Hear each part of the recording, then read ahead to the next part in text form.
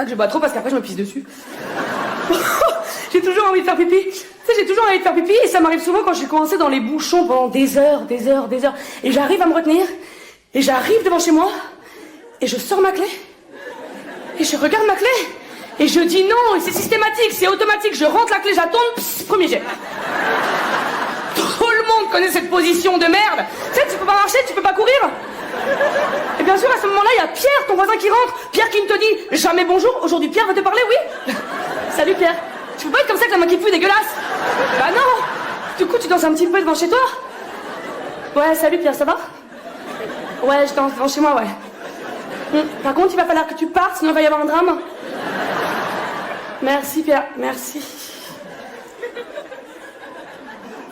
D'ailleurs, messieurs, sachez que quand une femme boude et qu'elle a arrêté de parler, c'est pas parce qu'elle a arrêté de parler qu'elle a vraiment arrêté de parler, hein. Dans sa tête, il y a une voix qui continue de dire non, je fais n'importe quoi. Il aurait pu se dire on refait toute la conversation et on gagne. Alors que quand tu vois un mec qui regarde dans le vide comme ça, et que tu lui dis chérie, à quoi tu penses? Et qui nous dit rien, bah c'est vrai. D'ailleurs, j'ai fait mon premier EVJF.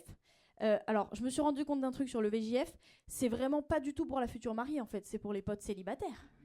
Bah attends, c'est nous qui nous amusons. En vrai, elle, la pauvre, déjà, on est venu la chercher par surprise chez elle. Ce qu'on a fait, c'est qu'on avait imprimé la photo de tous ses ex et on en a fait des masques. Ouais. Non, on les a pas tous portés parce qu'on n'était pas assez.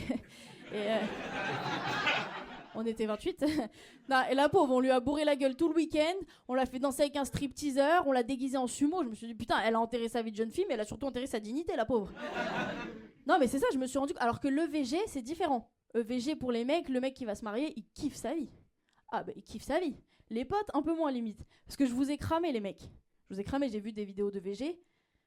Vous êtes tout à fait capable d'organiser des putains de vacances.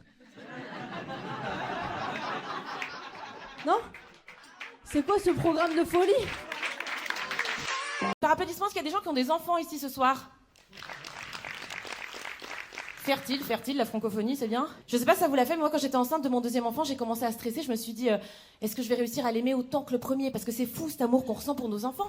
Je me suis dit, mais qu'est-ce qui va se passer? Est-ce que l'amour va être divisé? Est-ce qu'il y a du nouvel amour qui arrive? Et tout d'un coup, il y a ce deuxième bébé qui débarque. Et il y a un truc magique qui se passe parce que tu te rends compte que c'est celui-là que tu préfères. C'est beau l'amour parental. C'est beau.